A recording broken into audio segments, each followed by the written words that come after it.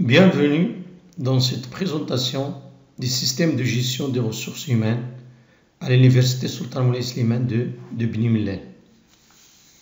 Pour cela, un module dédié à la rubrique métier ressources humaines à l'Université Sultan Moulay Slimane a été développé.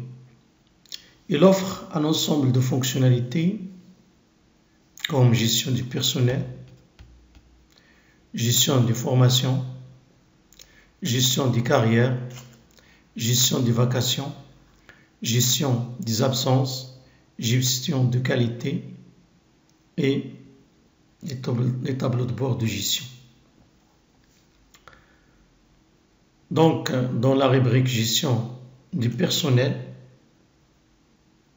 on aura besoin d'un ensemble de référentiels.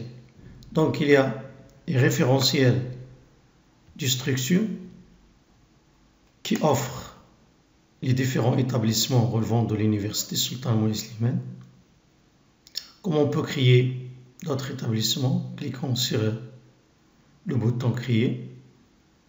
Après, il y a les départements. Donc, ça veut dire les départements associés à chacun des établissements. Donc, on peut créer un nouveau département en cliquant sur créer. Il y a aussi référentiel des métiers concernant les métiers du personnel. Ensuite, il y a autre référentiel concernant les villes, les moyens de transport, les salaires, les régions, le niveau de qualification, etc. Il y a aussi un bouton assistant d'import qui permet d'importer les données et un bouton tableau de bord pour créer les tableaux de bord de gestion. Alors, une base de données aussi a été créée. Elle contient des livrables sur la gestion du personnel, concernant les demandes, les fonctions, les notes, les salaires et les étudiés, les qualifications. Donc, je commence par la création d'un employé. Pour cela, on doit cliquer sur employé. Donc, on obtient la liste des employés qui ont été créés. Donc, on peut créer un nouvel employé en cliquant sur créer. Comme on peut visualiser l'un des employés qui a été déjà créé. Donc, en cliquant sur modifier, on peut renseigner les informations associées à cet employé.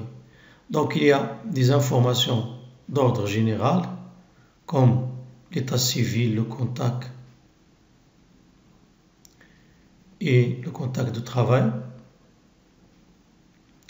Il y a aussi des informations sur la profession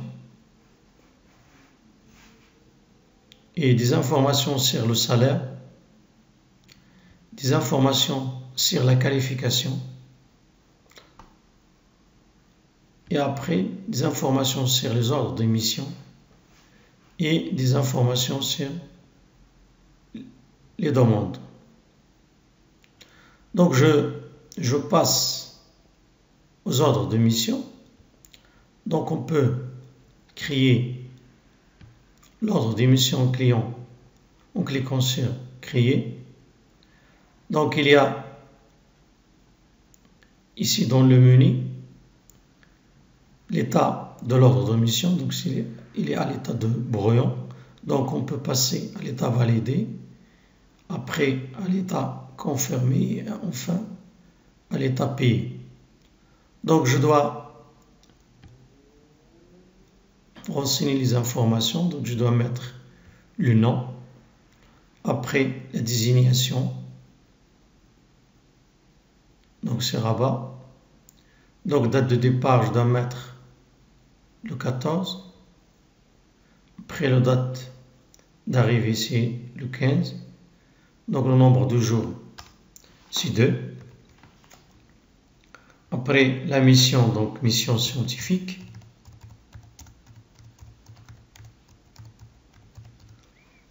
Après le moyen de transport, c'est en général voiture personnelle.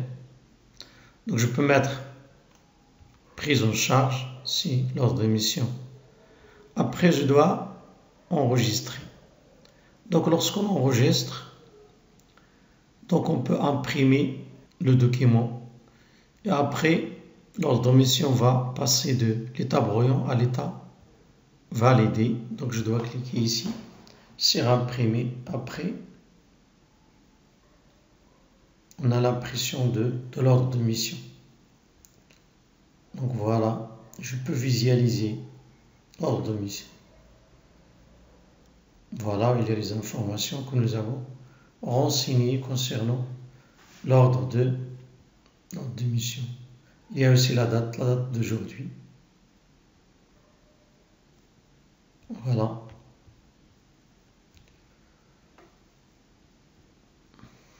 Donc, lorsque je confirme, l'ordre de mission doit passer à l'état payé. Et après, lorsqu'il est payé, donc je dois cliquer sur payer. Donc, il est à l'état payé. Donc, on peut voir dans la liste des ordres de mission, donc, il est dans la base des ordres de mission, il est à l'état payé. Donc, je passe maintenant la création des demandes. Donc, on peut créer les différents types de demandes, à savoir l'attestation de travail, l'attestation de salaire, l'attestation de quitter les territoires. Donc, pour cela, on va aller dans créer. Donc, je dois mettre les informations concernant le demandeur. Par exemple, je dois mettre attestation de travail. Donc, de l'attestation de travail, il n'y a pas d'informations concernant date de départ. Après, je dois enregistrer. Donc, lorsqu'il est enregistré, on peut l'imprimer après avoir la visualisé. Donc, en cliquant sur imprimer, donc on obtient ici attestation de travail. Voilà. Avec la date de création d'aujourd'hui. Donc, en allant dans la base de données demande, on peut voir qu'il y a l'attestation qui a été créée ici. Après, on peut créer d'autres attestations. Par exemple, attestation de salaire, donc je dois mettre toujours le nom et le prénom. Après, je dois mettre ici attestation de salaire. Donc voilà, après je dois mettre enregistrer. Donc on peut la visualiser et l'imprimer en cliquant. Donc on obtient ici l'attestation de salaire. Voilà qui contient les informations.